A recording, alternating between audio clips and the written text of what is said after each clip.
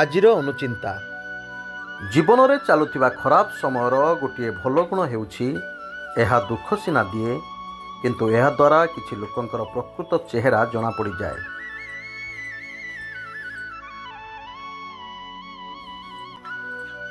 ଛୋଟ ମିଠା କଥାରେ ମଣିଷର ହୃଦୟକୁ ଜିତି ହୁଏ, କିନ୍ତୁ ଛୋଟ କଟୁ କଥା ପଦେ ମଣିଷର ହୃଦୟକୁ ଭାଙ୍ଗିଦିଏ।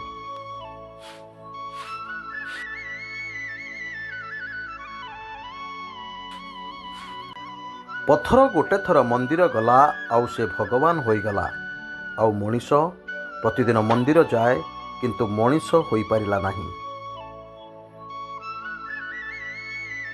ଆଜିର ଦିନଟି ଆପଣଙ୍କ ପାଇଁ ମଙ୍ଗଳମୟ ହେଉ, ଭଗବାନଙ୍କ ପାଖରେ ଏତିକି ପ୍ରାର୍ଥନା କରୁଛି। ସ୍ୱତନ୍ତ୍ର ଓଡ଼ିଶା ନ୍ୟୁଜ୍ ତରଫରୁ ମୁଁ ଦେବାଶିଷ।